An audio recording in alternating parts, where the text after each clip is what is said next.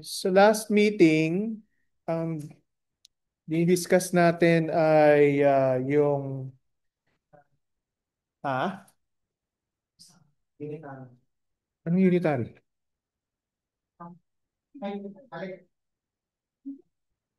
Ibang course yata yan. Infinite potential well. Okay. We use the infinite potential well as an example para gamitin yung Schrodinger's wave equation. Okay? At ang tinignan natin, tawag dito,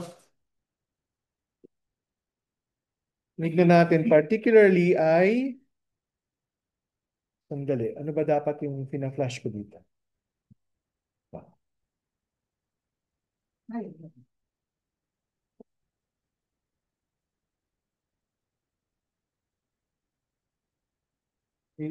Pwedeng paki-yan.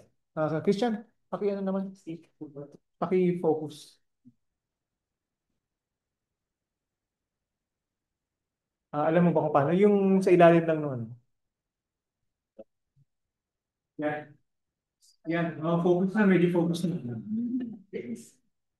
Sige pa. Dito. Lumagpas. Yan. Yan. I think pwede na yan. Okay. So, as I was saying, daming ingay sa labas. Ang pinag-aralan natin last time ay application ng Schrodinger wave equation sa infinite potential well. Okay? Rectangular potential well. And we started out with, yun nga, Schrodinger's equation. And since infinite potential well siya, sinabi natin na outside the well, it's impossible to find the particle. Pero inside, yung potential na na-experience ng particle is zero. So that made it easier for us to solve yung Schrodinger equation kasi we didn't have to think of the potential. Okay? So in-apply lang natin o sinolve natin sinolve natin yung differential equation. Then once we obtain the solution to the differential equation, in-apply natin yung boundary conditions, and from the boundary conditions, we were able to determine yung unang-una yung wave eigenvalues. Okay? Ngayon, so doon tayo natapos last time. Ngayon, titignan natin kung paano kunin yung eigenfunction. Okay, so pinag-usapan, may nagtanong kahapon, may nagtanong ng isang araw sa akin. Hindi ko na maalala actually kung saan siya nagtanong, kung sino siya. Pero ang tinanong niya is kung ano yung eigenvalues. Ikaw ba yun? O, eigenvalues, eigenfunctions, at tawag dito, energy, tsaka wave function. So pag sinabi mong eigenvalue, you're actually solving for the energy of the particle. Okay? And when you say eigenfunction, you're solving for the wave function that describes yung behavior nung particle. So they're one and the same. Okay? Mas maganda lang pakinggan yung eigenfunction at saka eigenvalue. Right? Kasi may halo siyang German. Okay? So, yun yung ano doon. Yun yung, tsaka pag nasa jeep kayo, tapos nag-uusap kayo, alam mo ba na yung eigenfunction ng ganun. Di ba? Ang cool pakinggan. So, pero yun, ang ibig sabihin lang noon is that, yun. So, meron kang ganong klaseng, yun yung basically sinusolve nyo when you're solving for the Schrodinger equation. So, so just a quick recap, yung eigenvalue, sorry, is given by h bar squared over 2m n squared pi squared over 2l squared. Okay, na kung saan yung n is equal to 1, 2, 3, 4, okay, so on and so forth. Tapos ito tinatawag na, when n is equal to 1, ang tawag natin dun ay ground state. And for n not equal to 1, ang tawag natin dun ay mga excited states. Okay? Yun. So, yun yung energy eigenvalues or eigenvalues or energy ng bawat state.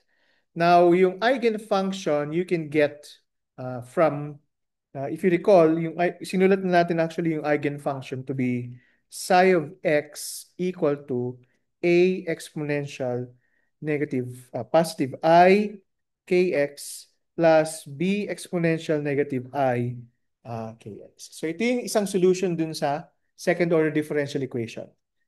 Okay, ang isa pang solution is psi of x is equal to a sine kx plus b cosine kx.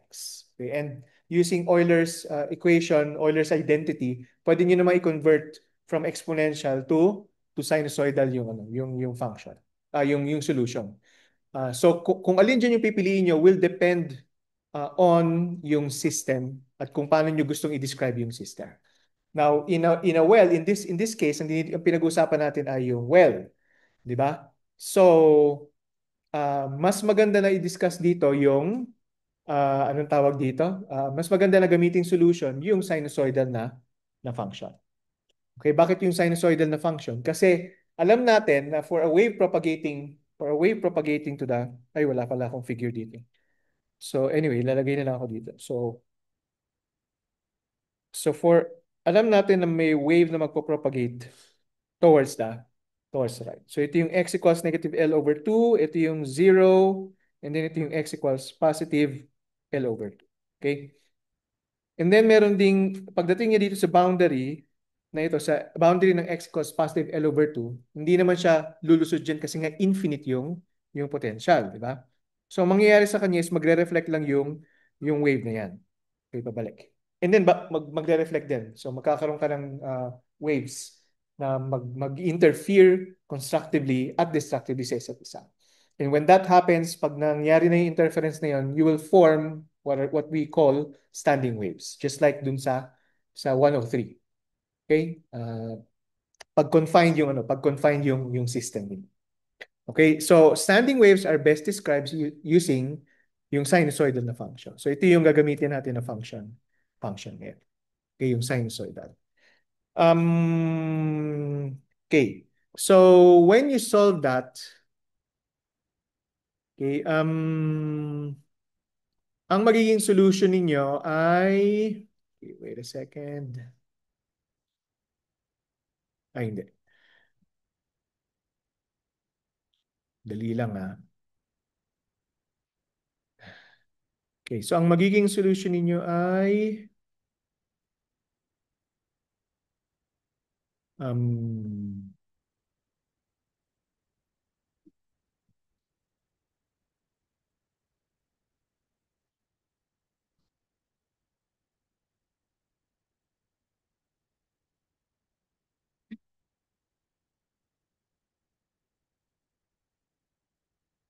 okay.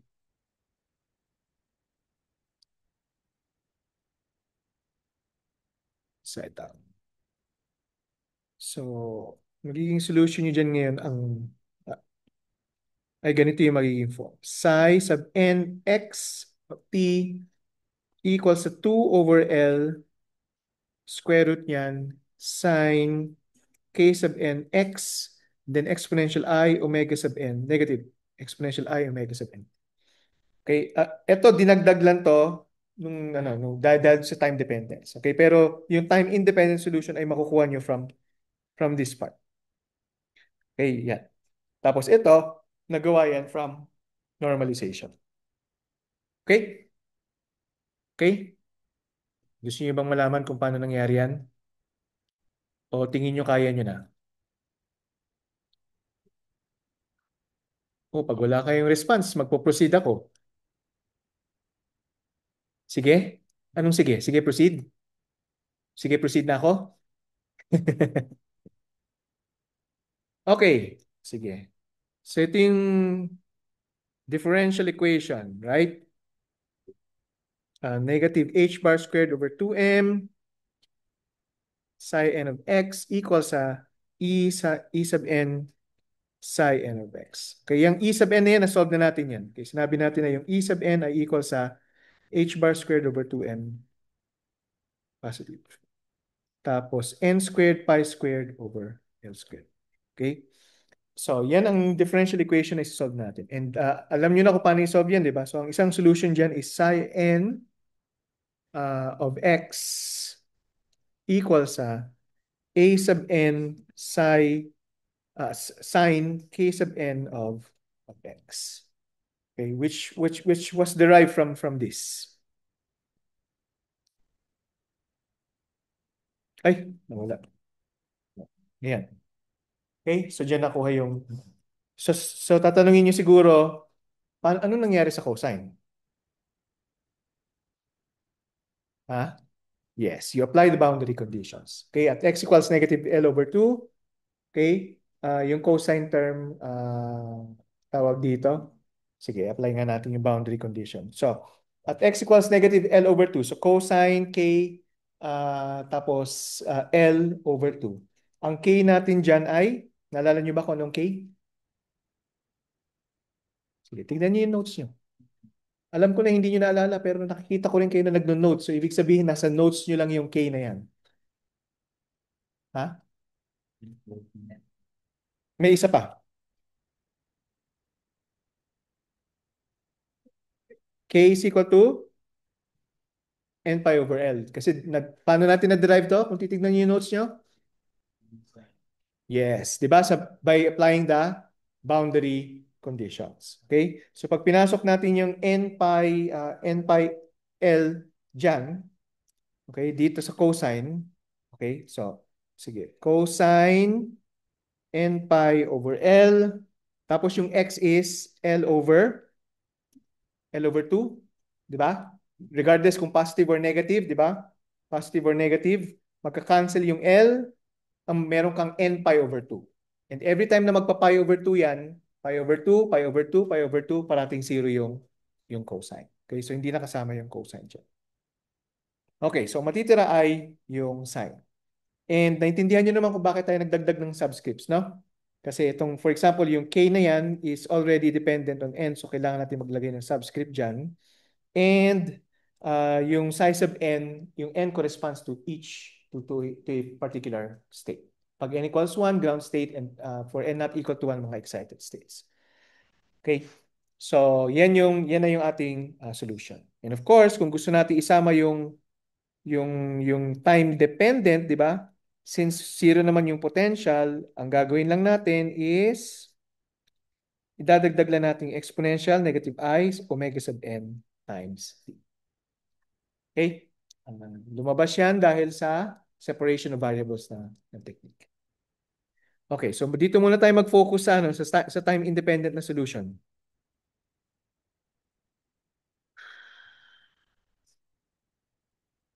Okay, next. Anong gagawin natin dito?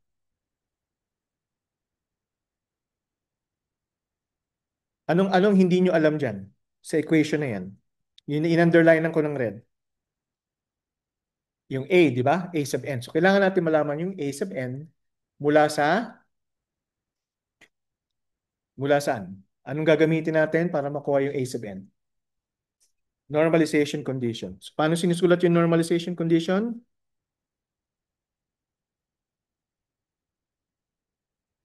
Naintindihan nyo ba yung handwriting ko? Medyo malabo na? Kayo rin ha, pag mag-exam kayo, huwag nyo gayahin yan. Okay? Makakarma kayo. Normalization. Oh.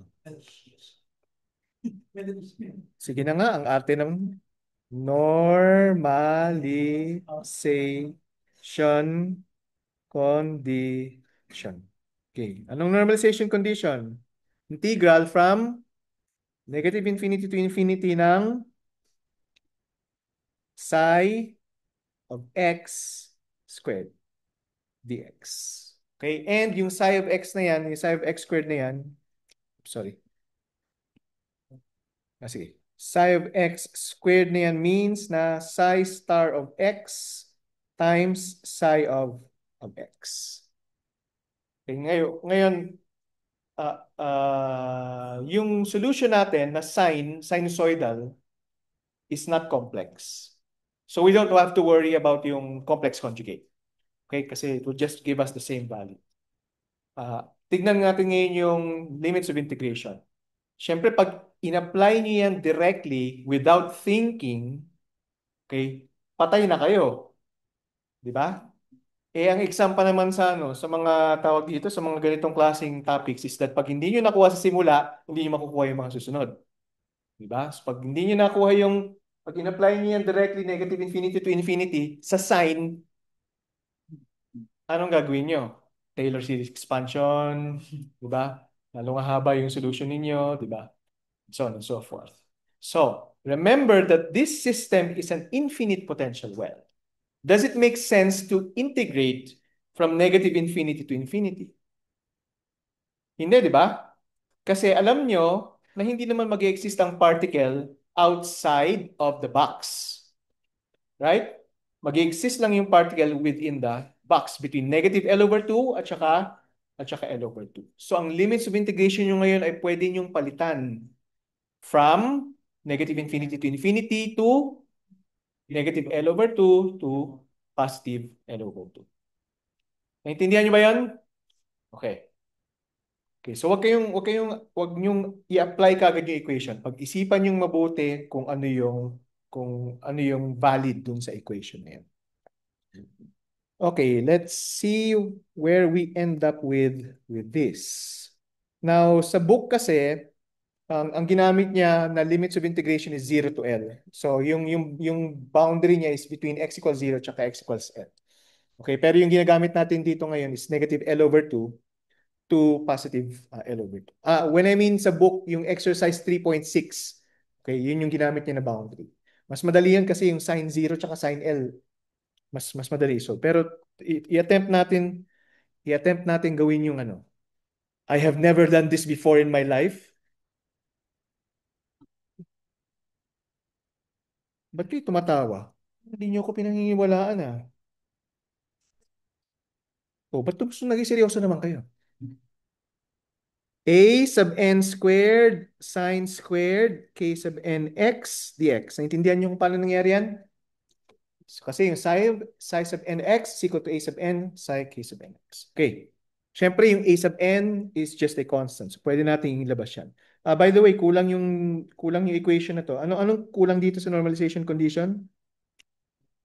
Dapat equal to sa 1. Okay. So, separate na.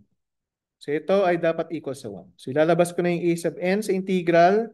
Negative L over 2, L over 2, sine squared k sub n x dx equals 1. Alam niyo kung paano integrate ang sine squared? Hmm? Sige, anong identity yung gagamitin? Sine squared. So use sine squared x is equal to 1 minus cosine ba o sine? 2x over 2. Tama ba yan? Yeah.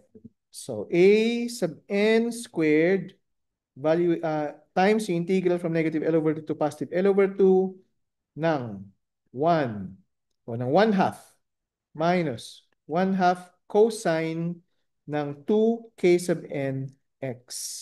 And then dx, and dapat yan ay equal sa what?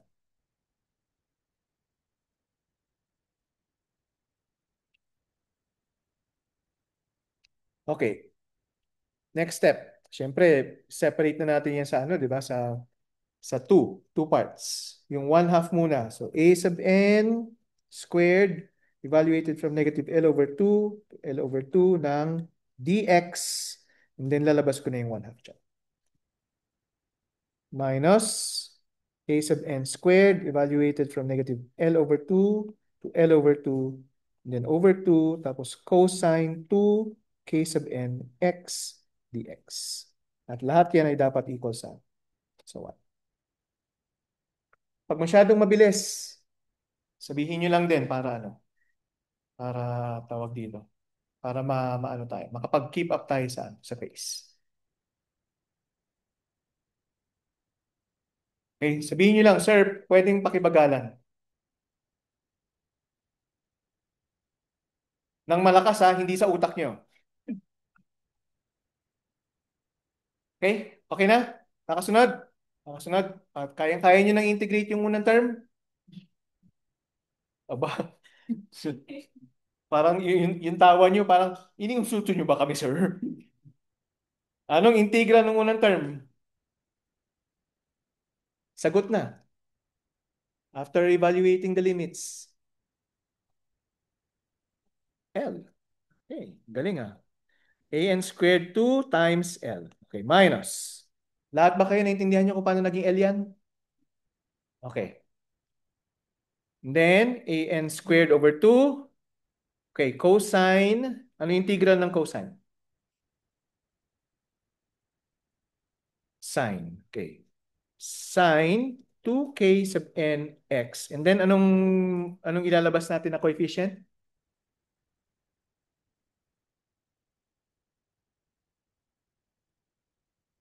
Oh, yung sa loob kasi ng cosine, ano, di ba? Sa loob kasi ng cosine, merong coefficient yung x, di ba? So, anong ilalabas natin coefficient? Ha? 1 over 2kn. Equal yan sa, sorry. Bago yan maging equal sa 1, i-evaluate muna natin yung limits from negative L over 2 to L over 2. Equal sa 1. Okay? Okay, so minus a sub n squared over 2. Nakaka-inspire bang mag-aral pag may ganyan kayong background na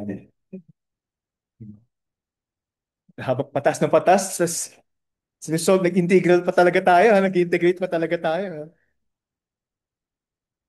Sine, o ipasok natin yung k, in definition ng k, di ba? N pi over L, and then yung upper limit is L over 2. Okay, minus sine 2 n pi over L, and then yung lower limit ay negative L over 2.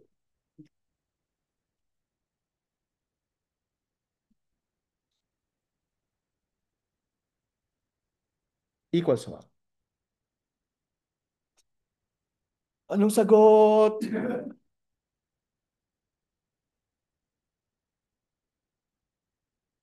Anong sagot?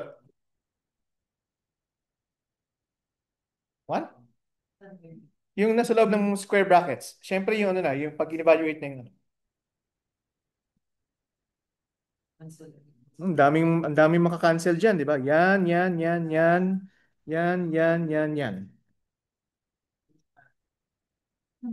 So merong sine n pi minus sine negative n pi.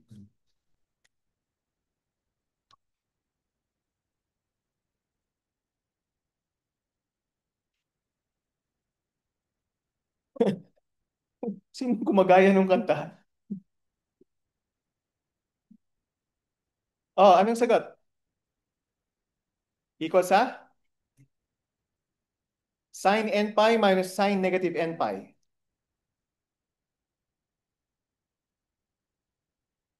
Equal sa 0.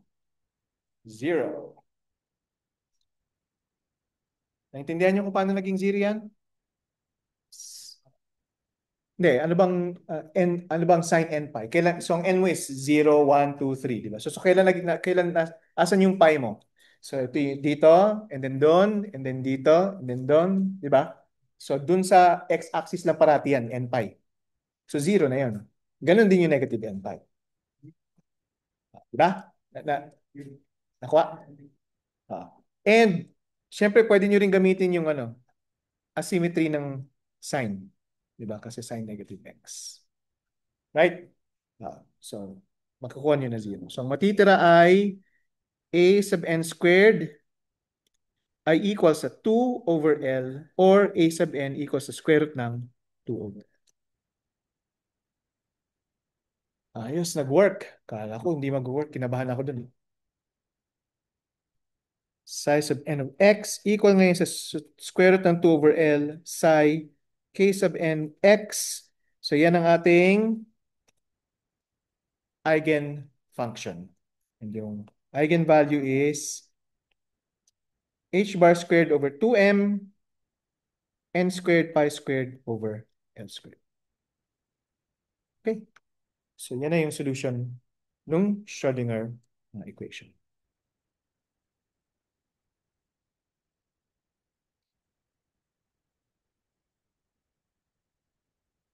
Questions? From there, pwede niyo nang i-describe yung ano, yung particles, yung behavior ng particle. For example, ano yung position niya? Anong gagawin niyo para makuha yung position ng particle? Or bigyan ko kayo ng even better na hint. Anong gagawin niyo para makuha yung average position ng particle? Yung expectation value ng x, right? Okay. Integral from negative infinity to infinity ng psi star x psi dx. Okay. Again, hindi nyo kailangan evaluate from negative infinity to infinity kasi bounded lang kayo ng box. Okay? Ano pa pwede nyo makuha information? Momentum.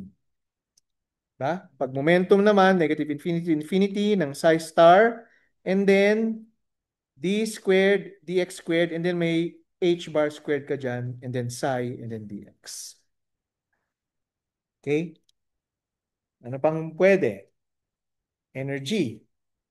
Ba? Sa energy naman, expectation value ng energy, average energy niya is negative IH bar, negative infinity to infinity, psi star, and then derivative with respect to time ng psi x. Pero in this case, kailangan nyo i-incorporate yung ano, yung anong tawag dito?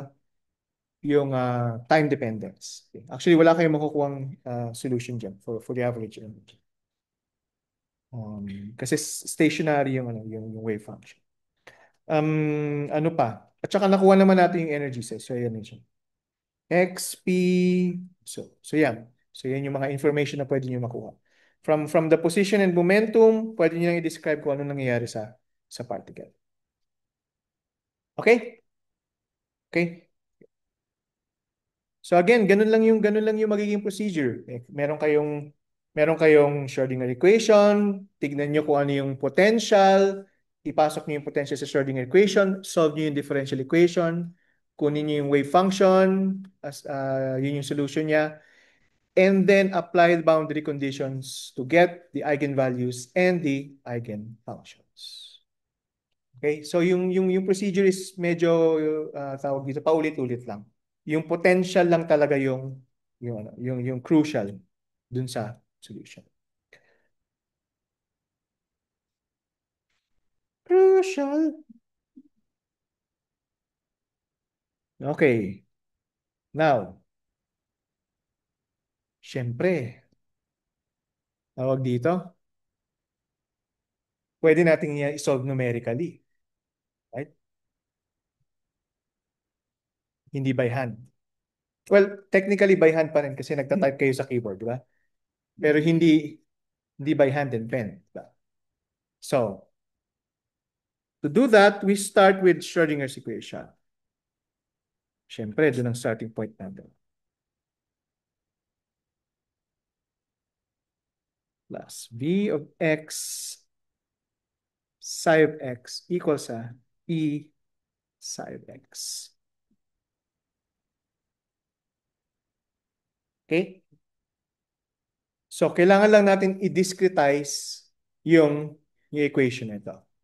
Okay, paano natin i-discretize yan? Yung first na i-discretize natin ay yung derivative. Okay, so ang i-discretize natin basically is yung derivative ng psi.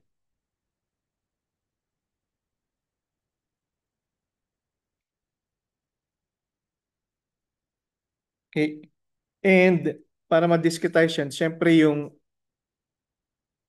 x, yung tawag dito, yung independent variable, yung independent variable ay dapat discretized din. So, masa-separate ngayon yung value, yung tawag dito, yung waveform ninyo to this x1, x2, x3, x4, di ba? Or x, ano ba to? J, so xj minus 2, ito ay xj minus 1, tapos ito yung xj And then xj plus 1, xj plus 2, and so on and so forth. So ito, okay, ito yung position na j h naught. Okay, so ito yung position na j minus 1 h naught, and so on and so forth. Ang h naught ay yung interval na ito. Okay, yung length, yung length ng interval. Yan yung h naught. Di ba ginawa niyo na ito sa ano, 131? Di ba? Okay, so, and then yung h naught, yung step size, right? Okay. So, from ano din, from 131, ito yung expression to discretize yung second tawag dito, differential. So plus psi xj plus 1 divided by h naught squared.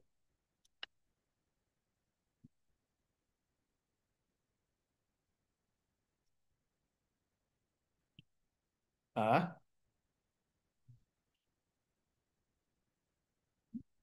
ano? Brings back memories ba? Bad or good? Medj. Yes. Yan yung center forward divided difference. Oo. Di ba ang saya? Ay, syempre nalipat.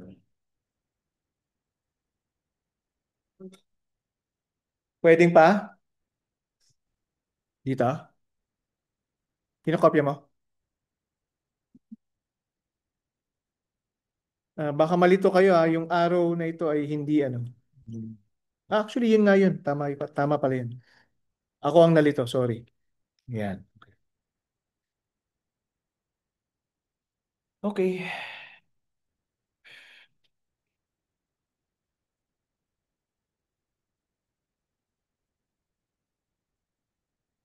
So, ano ang next step?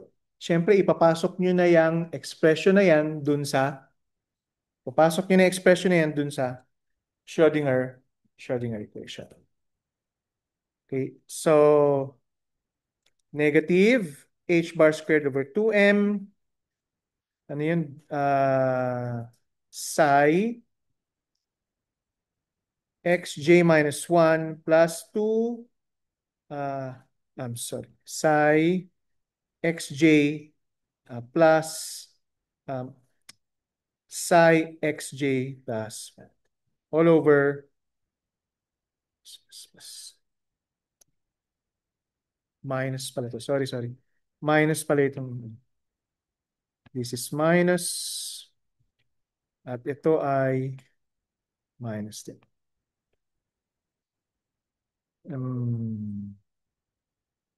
All over h naught squared. Okay, tapos plus v,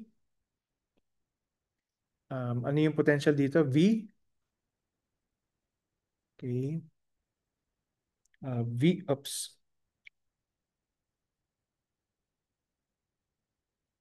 Shoot. Tingnan natin kung nagre-record ba. Nag-share, nagre-record.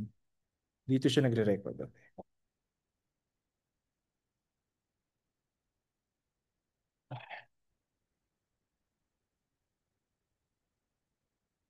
Vj and then psi of xj equal sa E psi of xj.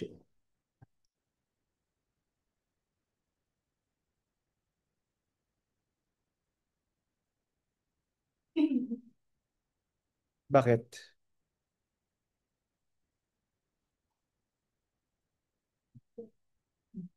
Ano?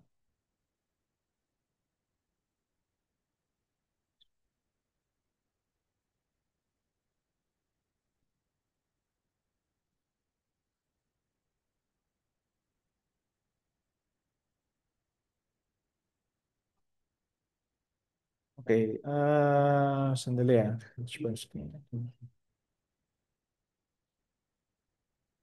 U.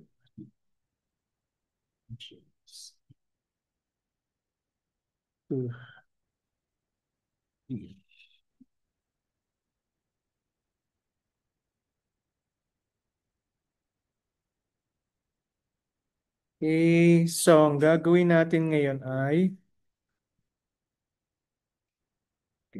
so, pagsasamahin natin lahat ng psi of xj. Okay, so lahat ng psi of xj. Negative h bar squared over 2m h naught squared. Tapos, meron tayong negative 2 dito. Di ba?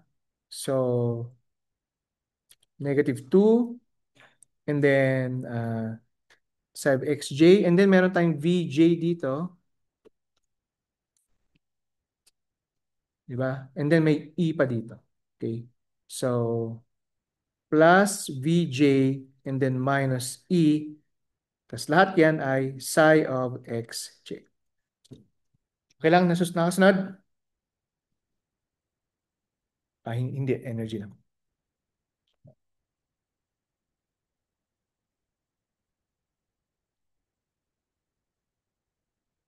And then, negative h bar squared over 2m h naught squared psi xj minus 1 plus, and then dito ay plus or minus h bar squared over 2m h naught squared psi of xj plus 1 equal to 0.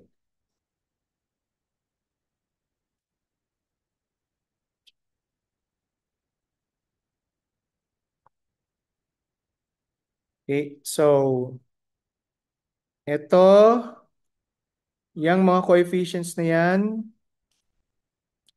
without the negative sign, sorry, without the negative sign, ay ide-define natin as uj equals h bar squared over 2mh naught squared. Okay, so lahat ng mga naka-ano na yan, naka-red na ano na ay gagawin nating uj na lang. And then ito ay identify natin as d sub j, which is equal to h bar squared over m h naught squared plus j. Cancel yung 2. Tsaka yung negative sign. Okay.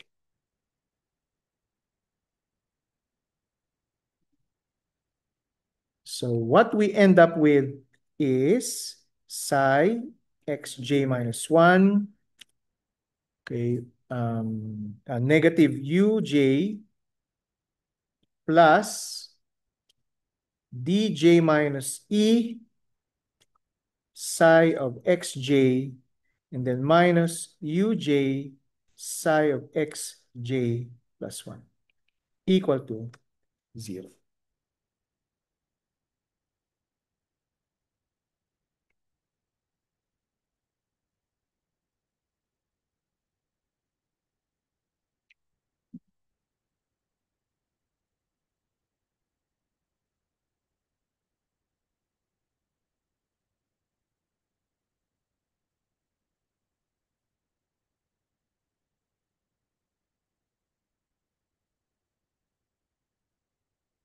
Okay lang?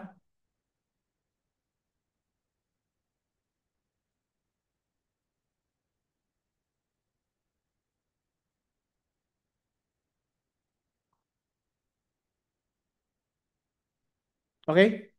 Okay. So kung napansin niyo, from this line to this line, actually nilipat ko yung E sa left-hand side, right? Okay, so in tawag dito um, in vector notation, sabihin natin, itong yan ay Hamiltonian, ito yung energy eigenvalue, so that's minus E, and then multiplied by yung wave function na psi, so equal to 0. Okay? Ngayon, maglalagay ako dito ng identity matrix kasi yung E is a number. Pero yung H, makikita natin na mamaya na matrix siya. Okay? So kaya inaano ko lang, gine-generalize ko lang yung notation. Okay? makikita natin na matrix siya pag nag-apply na tayo pag nirun na natin yung indices from 1 to kung ilan man yung ano natin. Kung ilan man tong values na to. From 1 to kung ilan yung points na yan. So, n points for example. Okay? Now, sinulat din natin siya na ganyan kasi yung equation na yan is precisely the equation for a technique called diagonalization. Nalala niyo ba ang diagonalization? Ha? Ano? Oh, matrix diagonalization. Anong ginagawa ng ng diagonalization? Magkakaroon ka ng? Yes. So from a matrix na non-diagonal na ano na general na non-diagonal, pag diniagonalize siya magiging diagonal, matitira na lang ay diagonal elements. Okay, matitira ay diagonal elements. Hindi diagonal yung matrix. Okay? So, yun yung ginagawa sa diagonalization. Bakit diagonalization? Kasi yung elements ng diagonal na yon is precisely yung eigenvalues nila. Okay? So ganun yun. Ginagawa niyo siguro yun sa ano, di ba? So from some matrix na ganyan, ko-convert niyo siya to this na E1, E2, E3, and the rest are zero. Di ba? Yung diagonal elements na yan na yung eigenvalues nyo. And itong x1, x2, x3 na sinusolve nyo dyan equal to zero, yan yung eigenfunctions nyo. Okay? So when you do this, when you do diagonalization, you're actually solving for the eigenvalues and eigenfunctions. It's another way to solve for the eigenvalues and eigenfunctions. And magiging obvious na rin yan dun sa ano, sa numerical solution. So sa numerical solution, ganito yung magiging itsura ng matrix. Yan. Diba? Bilis ko magsulat, no? Ganda pa ng handwriting ko. Okay, so yung first row is when j equals 1. So ito yung j equals 1 na row. Ano bang magandang kulay? Sige na nga, green.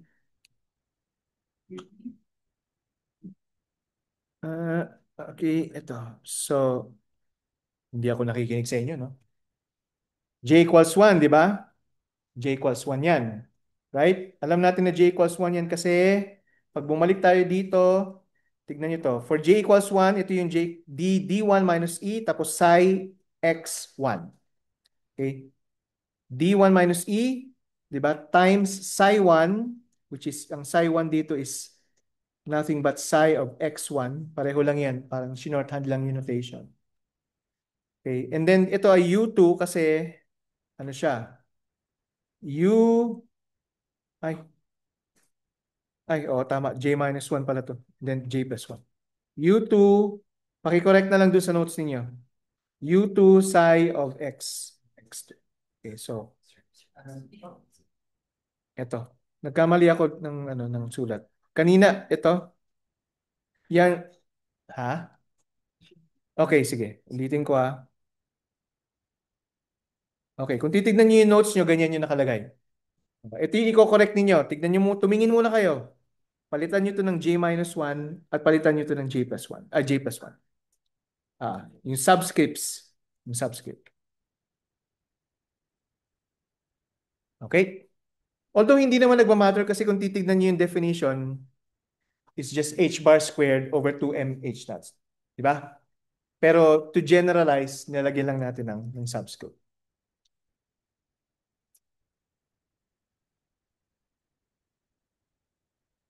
Okay na?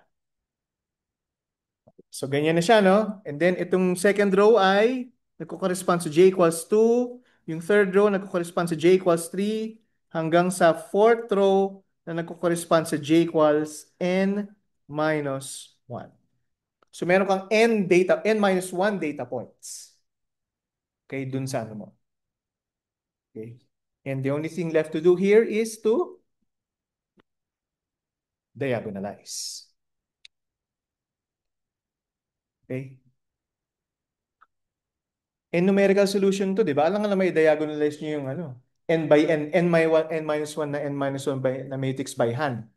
Di ba? Hindi naman ako ganun ka, ano, ka, tawag dito, kasama. Tama ba?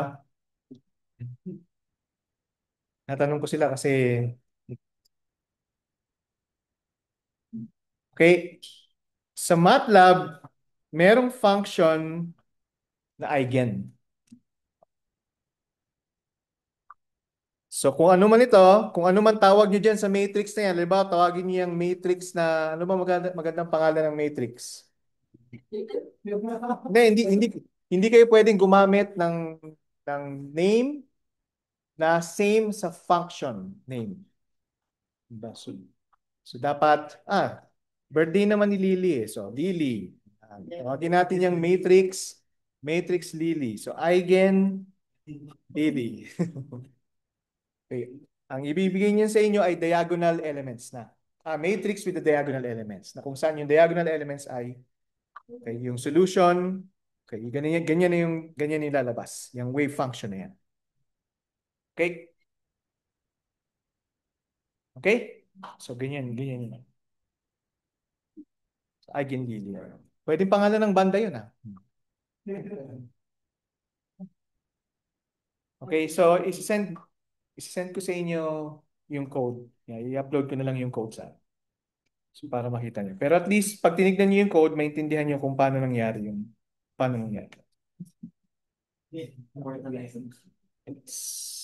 Any questions? Any questions? Okay, good. Now, ano pang makukuha nating information? Well, dito ang ginawa lang natin dito actually is tinignan lang natin kung paano siya isosolve numerically, ano. Pero kung babalikan natin yung previous discussion natin dito, ano pang information yung pwede nating makuha diyan aside from yung tawag dito, aside from yung average position tsaka average momentum. Okay? Ang isa pang pwede niyo makuha dito is of course yung current flow. Okay? It is, of course, tawag dito, it should follow na dapat alam nyo kung ano yung current na magpo-flow through the system. Okay, now, sige. So, meron tayong ganitong system na infinite potential well. Sa tunay na buhay, ano ba ang system na may infinite potential well? Um, tawag dito, very rare tayo gumagamit ng ganong klaseng system. Instead, gumagamit tayo ng finite potential well na system. So, ibig ko sabihin ay ganito pa rin, well pa rin siya, pero yung max potential niya dito sa regions na ito, region 1 tsaka region 3, ay V naught. And then sa region 2, ang potential niya ay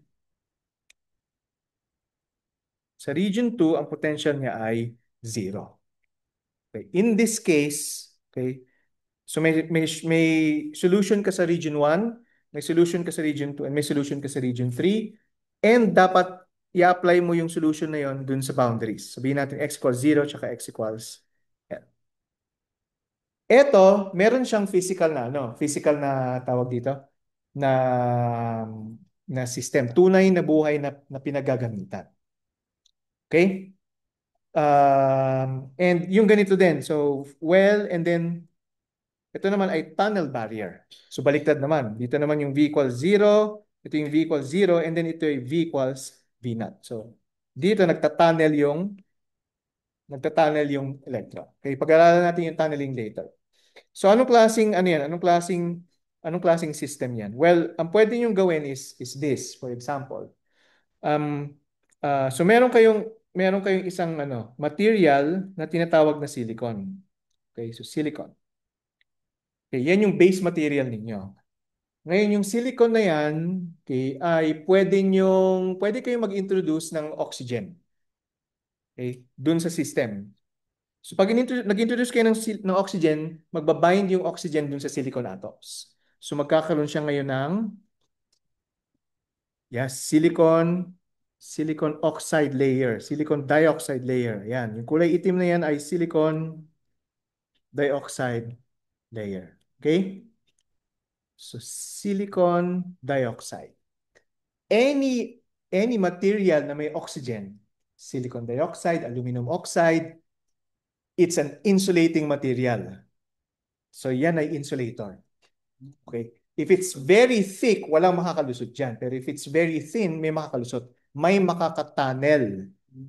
Okay. So, and then pwede kayo maglagay ng aluminum sa ibabaw. Ano bang kulay ng aluminum? Gray. Ayan. Pwede kayo maglagay ng aluminum dyan sa ibabaw. Mag-deposit ng aluminum. Okay? So, aluminum. So, meron kayo aluminum. And then, maglalagay na lang kayo ng mga lead wires dyan. So, ang nilalagay na lead wires dyan typically ay gold. Okay? Mamahalin yung mga lead wires. Okay? Apply lang kayo ng, yan. I-deposit nyo rin yan. Then, dyan kayo, yung lead wires na yan, yung nakakabit sa outside world. So, mag-apply kayo ng current dyan, magta-tunnel yung electrons, pag ganyan, and then balik dun sa ano. Okay? So, yan yung isang example ng very simple lang na device. Okay? Sa 173, pag-aaralan natin ng transistor at mas magiging detail yung discussion natin dito.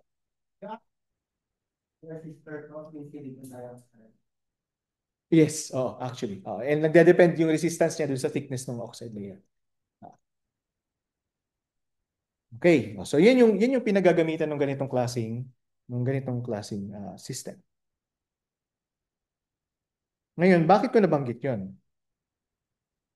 Kasi nga pinag-uusapan natin yung current. Muntik ko nang makalimutan. Nahalata ba?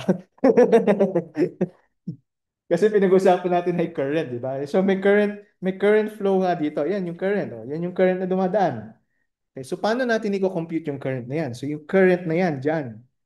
Yung current na dumadaan dyan. Paano natin kukunin yung current na yan? So what we use is something na very familiar sa inyo from electromagnetism. Okay, so from Maxwell's equations. Okay. Tignan nga natin kung familiar ito sa inyo.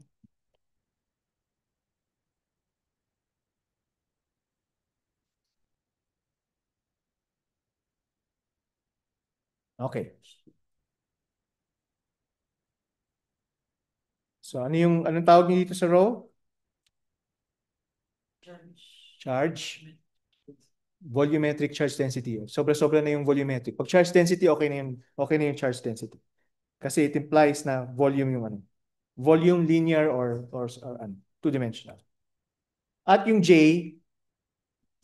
yan yung current density. Okay? Okay, so yung time rate of change ng charge density ay equal sa divergence ng current density. Okay, so yan yung equation na gagamitin natin. Okay, teka lang, bakit charge density? Paano natin i-relate yan dun sa na-solve natin? Ang na-solve natin is a wave function. Diba? So paano related ang wave function sa charge density? Well, sinabi natin na ang dumadaan inside the barrier. Okay, saan na ba yung barrier niya? Dumadaan inside the barrier ay waves. And we describe those waves using yung sinusoidal na function. Tama? Okay. So, anong tawag dito? So yung waves na yan actually nagpo-form ng current. But in itself, okay, dahil actually ang wave na yan is complex, is a complex function. Okay? It's inherently complex. So, anong tawag dito? Hindi natin pwedeng sabihin na ang tawag dito, ang charge density ay equal kaagad sa wave function. Okay? Hindi natin pwedeng gawin yan. Kasi yung wave function is inherently complex. And pag may function ka na complex, it doesn't have any physical meaning. Okay? What does have a physical meaning is yung psi star psi. Nalala niyo kung anong psi star psi? Probability density. So yan ang pwede nating i-equate sa charge density. Diba? Kasi yung probability density, charge density, probability na makakita tayo ng charge, Okay? Over volume sa charge density. Nagme-make sense ba yan? Nagme-make sense? Okay. And syempre, para ma-associate talaga natin sa charge, i-multiply natin yan by electronic charge. Okay, E. Lalagyan natin. So, yung equation na yan, sige, baka kinokopya nyo pa eh.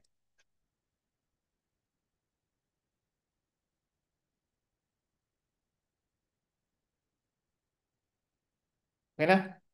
So, yung equation na yan ngayon sa left-hand side ay magiging equal sa, so partial with respect to time ng rho equal ngayon sa E partial with respect to time ng psi star psi. Okay? At equal to sa E psi star partial with respect to time ng psi plus psi partial with respect to time ng psi star.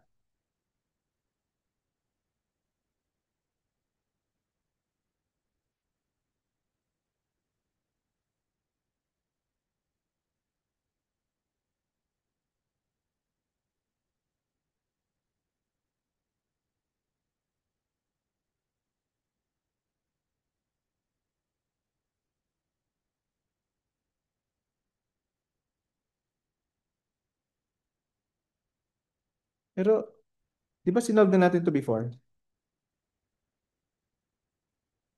Naalala niyo ba na sinolve na natin yan before? Tignan niyo nga yung notes niyo. Kung nandoon.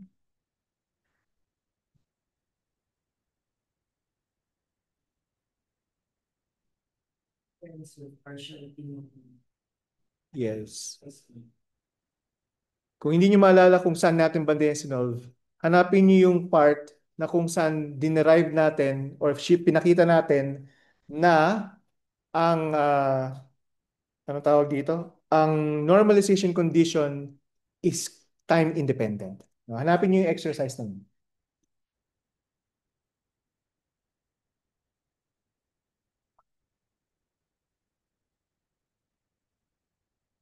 Nakita niyo? Nakita niyo? At nakita niyo ba na similar? Nakita niyo ba na similar? Okay. So, i-shortcut ko na to ah. And kung hindi nyo mag-gets yung steps, I suggest na gawin nyo yung steps. Okay? Tapos, tawag dito. Yun nga, para makuha nyo lang. And yung steps naman, follow yung ano, you follow naman yung yung solution dun sa exercise na yan. Okay, so what we are going to end up with is this. Negative psi star, okay, E h bar over I 2m del squared psi plus psi E h bar over I 2m psi squared ng psi star. Okay. Plus E psi star psi over IH bar V of R minus V of R. Okay, so magka-cancel lang yan. Okay. So parang generalize yun. Okay, so basically babagsak siya sa I E H bar over 2m psi star del squared psi minus psi del squared psi star.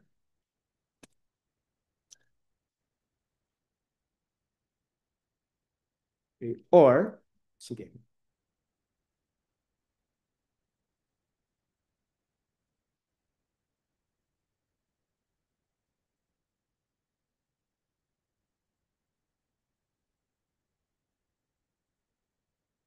Okay, or, anong tawag dito? I E H bar over 2m ng divergence ng psi star del psi minus psi del psi star. Okay. Math methods na yan kung paano nangyari yung divergence na yan.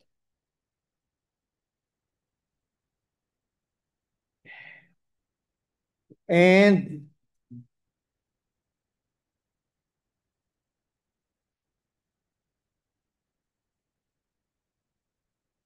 okay na? So sabi natin, yan, ito siya, no? Equal lahat yan sa negative divergence ng current. So equal to sa negative divergence ng current. Oh, meron tayong divergence dito, which means na yung current density is negative IE bar over 2m psi star del psi minus psi del psi star. Okay, so now we have an expression for that, for the current.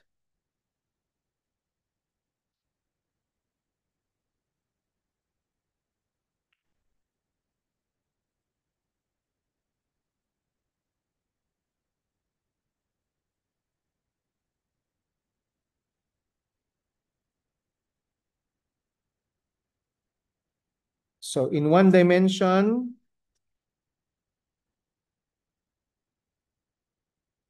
we have Jx negative IE bar over 2m psi star of x partial with respect to x ng psi minus psi of x partial with respect to x ng psi star of x. Actually, hindi naman kailangan na partial yan kasi, di ba?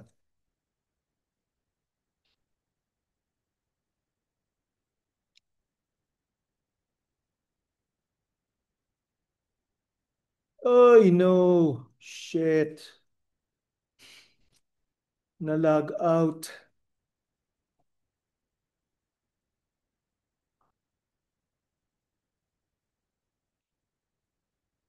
Nako, naputol ang recording.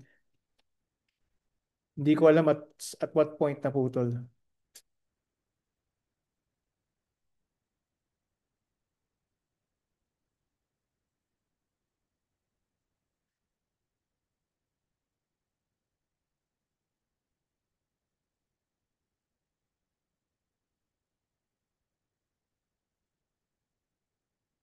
Okay. Ay, hindi pala. Asan na siya? Ay, tanga. Nasa likod ko, di ba?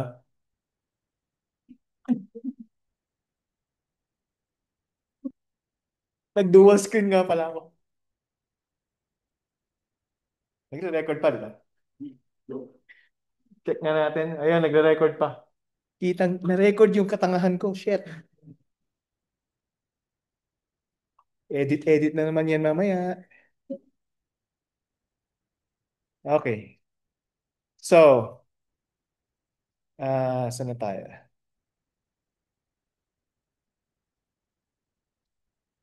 Wala akong edit yan. Mamaya, pakita niyo sa mga friends niyo sa bahay. Guys, tignan niyo to.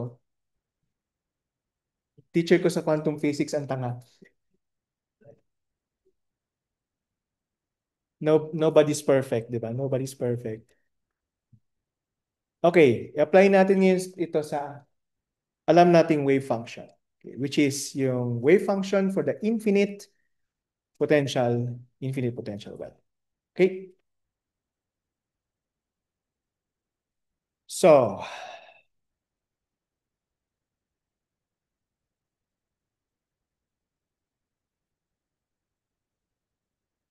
now,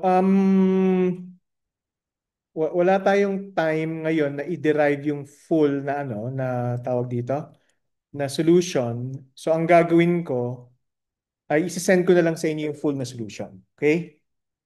From from the wave function, di ba? From this wave function, saan na yun? From this wave function na yan, nakabox na pula, okay, to this solution. Okay, so ilalagay ko na kagad yung ano, yung full na solution. Okay, and then, sorry, hindi full solution, yung final answer. Tapos yung full na solution, isi-send ko sa inyo as notes. Okay. So Jx equals negative 2e pi h bar over ml squared cosine ng pi xl cosine ng 2 pi x over L plus 1 half sine ng pi x over L sine ng 2 pi x over L okay, times, meron pang kulang dyan, sine ng omega 2 minus omega 1 times t.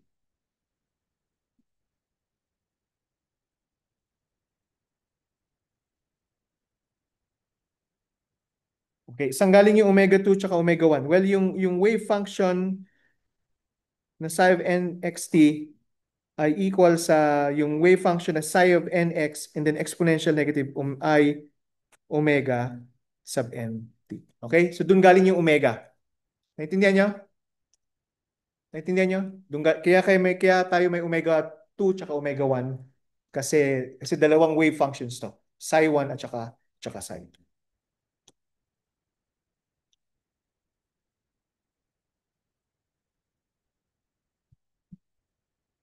Okay, now, so diyan tayo mag-focus sa expression na yan. Kasi syempre, kailangan yung interpret yung yung equation na yan, di ba? Anong ginagamit yung kulay pang highlight? Pink talaga? Itong pink na yan? Pangit. Ay, oo nga, medyo dark, no? Medyo yellow na lang. Yan, better ba?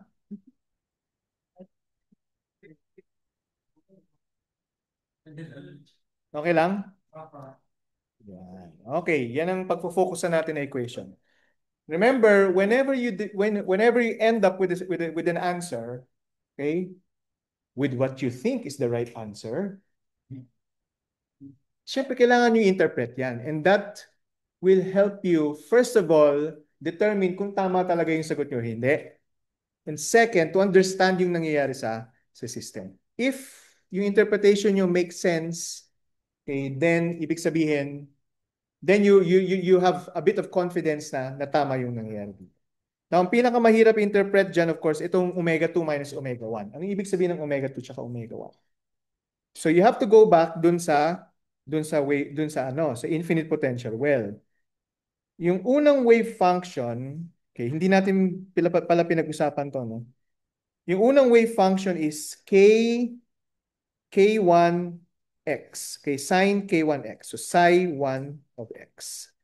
Ang solution niyan ay ganito yung itsura. Okay? So yun yung ground state, n equals 1. Ang solution niyan is ganyan yung itsura. Okay, so ito yung middle, x equals 0. Okay? For n equals 2, mas mataas yung energy niya by how much? Yung n compared to n1. So kung energy ng n1 is 1, anong energy ng n2?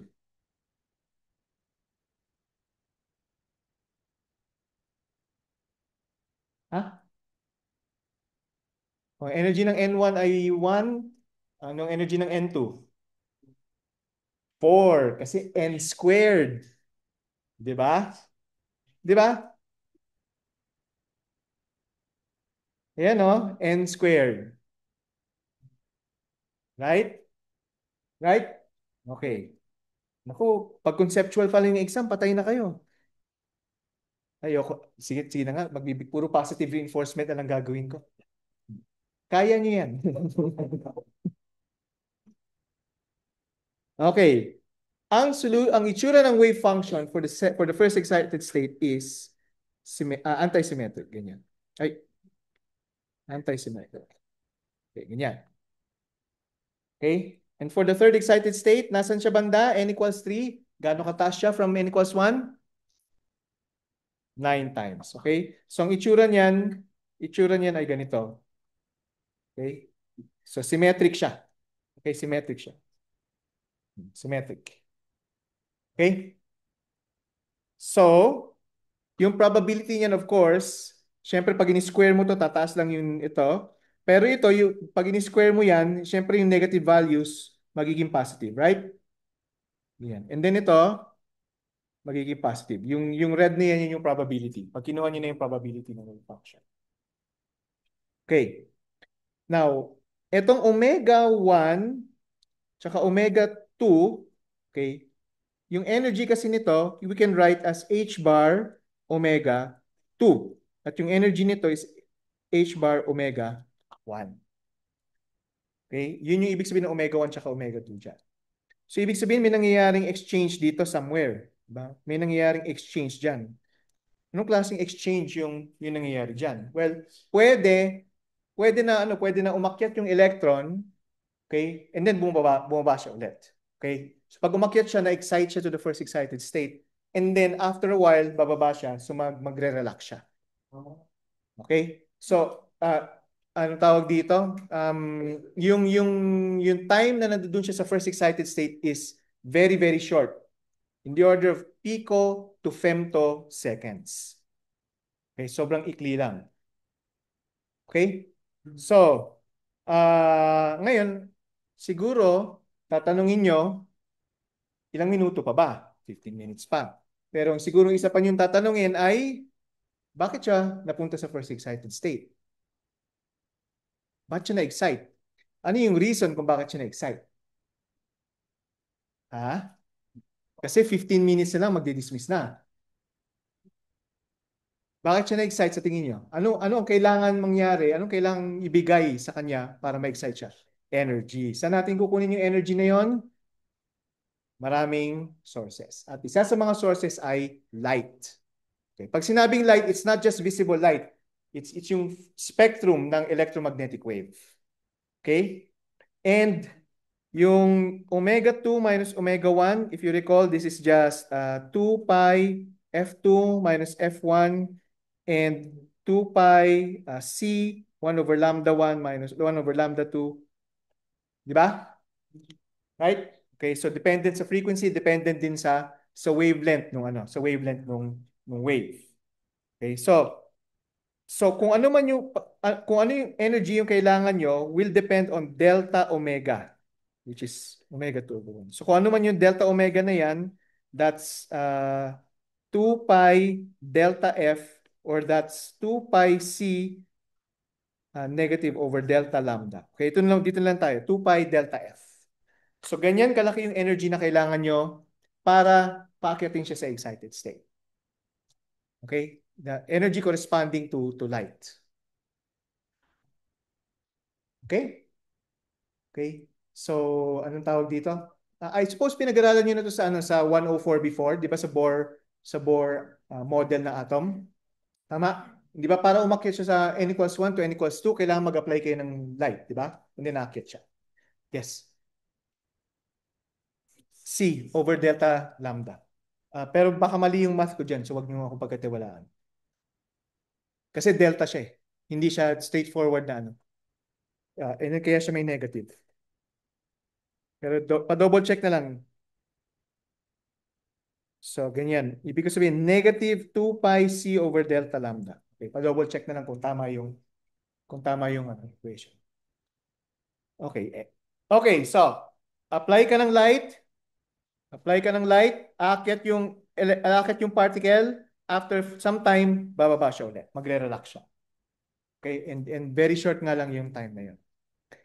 Now, apply ka ulit para paakyatin mo siya sa first excited state to the second excited state, you have to have the energy corresponding to this difference in frequencies. Naintindihan nyo? Naintindihan nyo? Okay, so yun yung ano dyan. Now, itong ganitong klaseng physics, okay, gamit na gamit yan ngayon. Okay? Sa tinatawag na quantum computing. Okay, kasi you can use, for example, these two states as quantum bits. Okay? So pwede nyong palipatin from n equals 1 to n equals 2, nagbabago ngayon yung state niya. Okay, just by applying light. And that's exactly what they are doing sa superconducting qubits. Apply sila ng light, ipapa-excite nila yung ano. yung electrons. Okay? So, anong tawag dito? So, yung ganitong klaseng yung physics ay sa ngayon extremely relevant. Kasi nagkakaroon tayo ng anong tawag dito? Evolution in terms of the way we use technology, di ba? Sa quantum computers. Yes. Ano yun? Okay? Pero hindi sila gumagamit ng infinite potential well kasi tulad ng sinabi ko sa inyo, ang hirap gumawa ng infinite potential well. Okay? Instead, ang ginagamit nila ay harmonic oscillator na pag-aaralan natin after the second exam.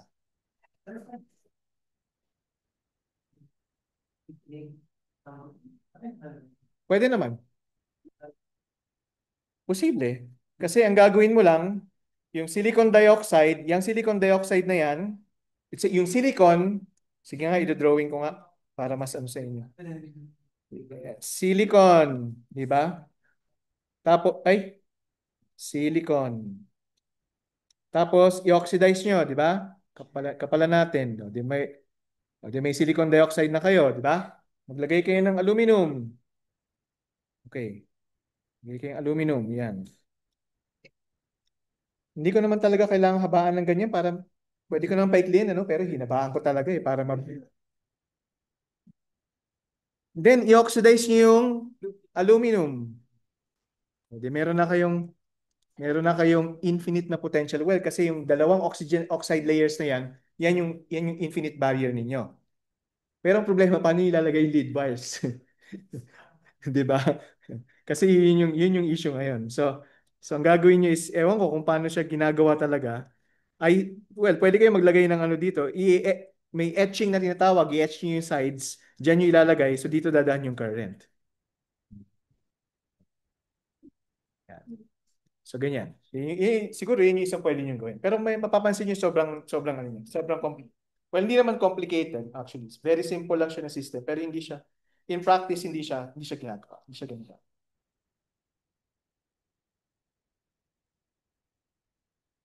Okay?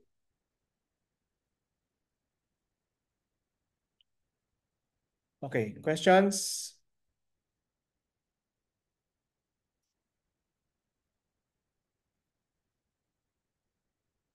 Questions? Ano? Anong masasabi niyo about quantum physics?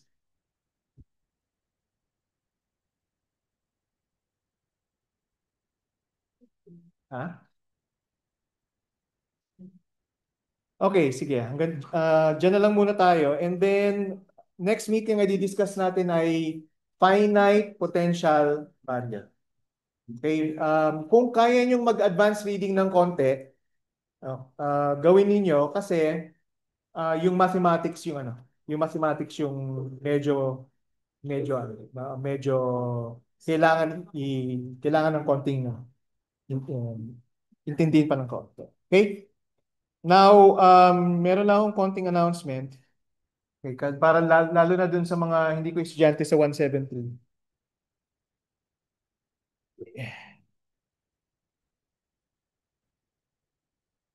Okay, so teka lang, stop ko lang muna.